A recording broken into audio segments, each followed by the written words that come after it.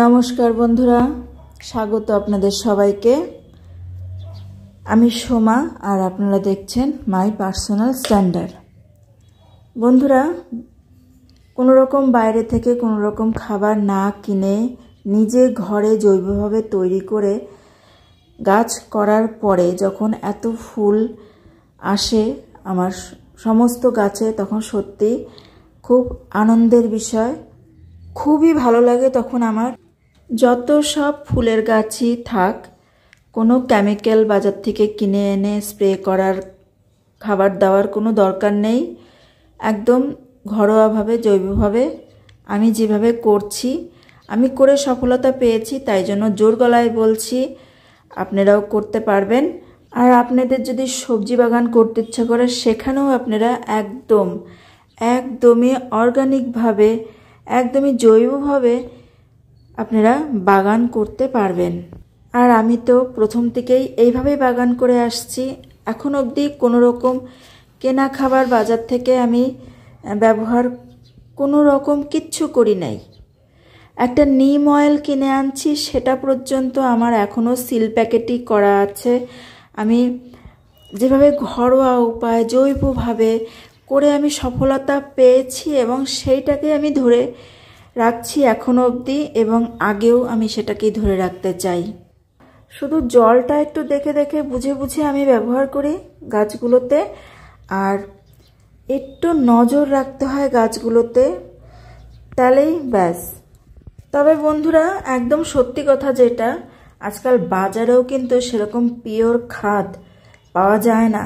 আমরা যে বাড়িতে সবজির চোচা বা নিজে হাতে যে সমস্ত গাছের খাবার, যেসবগুলো আমরা ইউটিউব দেখেও আমরা শিখে নিতে পারি, বাড়িতে নিজে হাতে তৈরি করে গাছে ব্যবহার করি, সেটাতে সব থেকে ভালো গাছ হয়। দেখুন বন্ধুরা, আমার সব কটা গাছ তরতাজা, খুব ভালো। আমি সবসময় দেখাচ্ছি আমার বাগান ঘুরে, আপনারা দেখছেন। আপনারাও চেষ্টা করুন, আপনাদেরও হবে।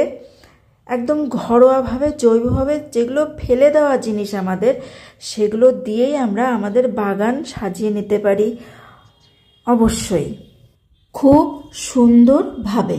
তো চলে আসি, দেখাচ্ছি গাঁদা ফুল। তো দেখুন বন্ধুরা, কত সুন্দর লাগে। আর শীত পড়তে পড়তেই তো আমাদের যেটা মনে আসে বাগানে বসানোর কথা, সেটা গাঁদা ফুল। তো আমার বাগানে এই চারা গাছগুলো থেকে গাছটিতে এখন বড় হয়ে ফুল ফুটতে শুরু হয়ে গেছে, আর বেশ ভোরে ফুল আসছে। কিভাবে আসছে চলুন কথা বলি এই নিয়ে। গাঁদা গাছ এমনই একটা গাছ যে পুরো ঠান্ডাতেই আমি এই গাছের থেকে অনেক ভোরে ভোরে ফুল পাবো। বাগানে থাকলে দেখতেও অনেক বেশি ভালো লাগে, খুব সুন্দর লাগে দেখতে। প্রায় 3-4 ভ্যারাইটি গাঁদা গাছ হয়। আমার সব ভ্যারাইটি এখনও আনা হয় নাই। আমি এই একরকম ভ্যারাইটি এখন অবধি আমার ছাদে করা হয়েছে। গাঁদা ফুল আমরা পূজাতে ব্যবহার করি, আমাদের ঘরোয়া পূজাতে আমরা ব্যবহার করি। তো ওই যে বাজার থেকে যে ফুলটা আমরা নিয়ে আসি, ওই ফুলটা 2-1 দিন একটু রোদ্রে শুকিয়ে আমরা যদি বীজ হিসাবে কোনো টবের গোড়ায় ভালো করে ছড়িয়ে দেই, ছিঁড়ে, ওখান থেকে নতুন চারা আমাদের তৈরি হয়ে যায়। নতুন করে আর কিনতে লাগবে না, অনেক অনেক চারা তৈরি হয় ওইভাবেই। গাঁদা ফুলগুলো যখন সম্পূর্ণভাবে ফুটে যায়, তারপর ঠিক আছে, ভালো লাগে, 2-1 দিন থাক, তারপরে আমাদের ওই ফুলগুলো ছিঁড়ে নিতে হবে। আমরা যত ছিঁড়ব গাঁদা ফুল, ছিঁড়ে আমরা পূজার কাজে ব্যবহার করে নিব। যত ছিঁড়ব তত আমার এই গাছটাতে আরো অনেক বেশি বেশি করে ফুল আসবে। এবার একটু গাঁদা গাছের মাটি সম্বন্ধে কথা বলে নেই। কিভাবে বসানো হয়েছে গাছটা, একটু গার্ডেন সয়েল, তার সঙ্গে মিশানো বালি, তাহলে জলটা ধরে রাখে না। বালি সবসময় সব গাছে একটু করে দেওয়ার চেষ্টা করবেন। আর একটু বেশি মাত্রায় খাবার চাই গাঁদা ফুলে। গাঁদা ফুল সারা শীত আমাদেরকে ফুল দিবে, আর ভোরে ভোরে ফুল দিবে। ওর জন্য সিজনাল গাছ, একে একটু ভোরে ভোরে খাবার দিতেই হবে। ফুল বেশি পাওয়ার জন্যে বেশি করে একটু খাবার অবশ্যই দিতে হবে। আর তেমন কিছু পোকা গাঁদা গাছে ধরে না, যদি একটু জল স্প্রে করে দেওয়া যায়।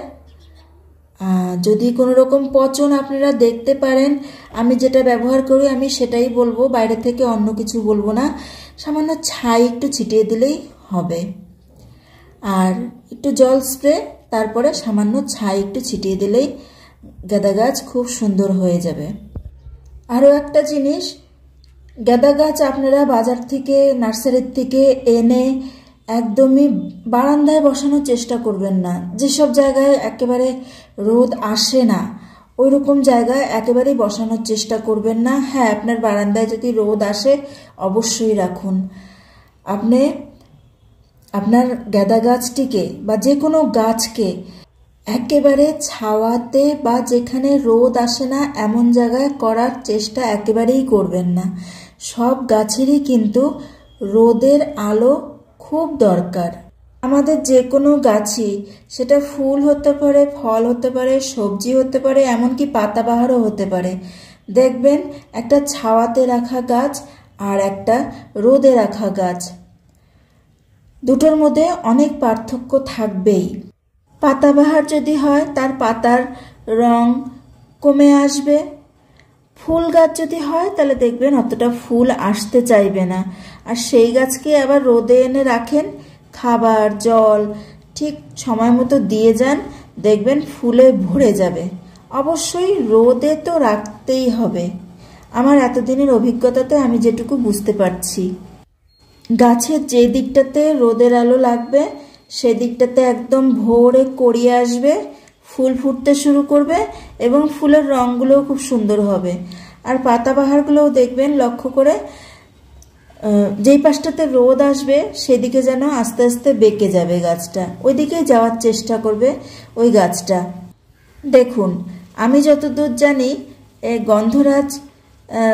গন্ধরাজের ফুল কিন্তু বর্ষাতে আসে, আমি যতদূর জানি। আমার দেখেন এখন নভেম্বর মাস চলছে, যেটা বলবো নভেম্বর মাস চলছে, এই যে আমার গাছে গন্ধরাজের গাছে কড়ি আসছে। এইবার দেখাবো আমি কি খাবার ব্যবহার করি আমার গাছগুলোতে। এই যে এখানে কিছু টব সাজানো আছে, যখন যেটা লাগে ব্যবহার করি, যেটা লাগে না আবার গুছিয়ে রাখি। আর এই যে আমার সেই খাবার, এখানে আমার সব রকম আছে, চাল ধোয়া জল থেকে শুরু করে ভাতের মাড়, ডাল ধোয়া জল, যা যা বলেন সব আছে। সবজি এগুলো রান্নাঘর থেকে সবজির খোসাগুলো এনে আমি এখানে ঢালি, এই নীল বাস্কেটটার মধ্যে, নীল গামলাটার মধ্যে আমি এনে ঢালি, ওখান থেকে লিকুইড জলটা আবার এই বালতির মধ্যে তুলে রাখি। এই যে এইভাবে নাড়া দিতে হবে, আমি প্রত্যেক দিন একবার করে নাড়া দিয়ে রাখি, নাড়া দিয়ে তারপরে ঢাকা দিয়ে রাখতে হবে। একটু গন্ধ তো হবেই, এর মধ্যে আবার আমি সর্ষের খোলও দিয়ে রাখি, যদি একটু পোকা দেখি তাহলে কিন্তু আমি এক মুঠো চুন এর মধ্যে দিয়ে দিই। এই যে সবজির খোসা আমি কেবলই এসে দিলাম। এই খাবার দিয়েই আমার সারা ছাদ বাগানের গাছ তৈরি হচ্ছে। এখান থেকে এক মগ আমি প্লেন জলের সঙ্গে মিলিয়ে নেই, এক বালতি জল ভালো করে মিলিয়ে নিয়ে আমি সব গাছে কিন্তু ঢেলে দেই, অল্প অল্প করে, যার যেরকম খাবার লাগে আমি সেরকমভাবে দেই। আপনারাও এই খাবারটাই তৈরি করুন। এর মধ্যে মাছ ধোয়া জল, মাংস ধোয়া জল, আলুর খোসা, মানে কিচেন কম্পোস্ট এর মধ্যেই। আর লিকুইড যেটা হয়ে আছে সেটা হচ্ছে চাল ধোয়া জল, ডাল ধোয়া জল, ভাতের মাড় সব। আর এখানে আছে এই যে দেখুন ভর্তি পোকা। পোকা থাকবে না তো কম্পোস্ট তৈরি হবে কেমন করে?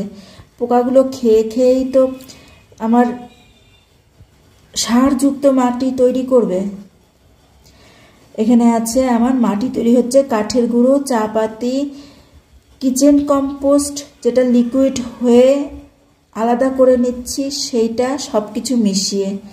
কিচ্ছু বাইরের থেকে কিনি না, কিচ্ছু না। হ্যাঁ, সর্ষের খোল বাইরের থেকে কিনে নিচ্ছি, গোবর সার কিনতে হয়, আর কাঠের গুঁড়ো এখন সামান্য দামে কিনতে হয়।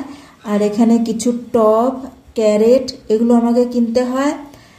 এই তো, আর কিছু কিছু গাছ, বেশিরভাগ তো আমি ডাল থেকেই তৈরি করে নেই, যেগুলো পাই না সেগুলো টুকটাক আমি একটু কিনে নেওয়ার চেষ্টা করি। তো কেমন লাগলো বন্ধুরা আমার এই বাগান, আমার এই বাগান করার সিস্টেম? যদি ভালো লাগে একটা লাইক করবেন।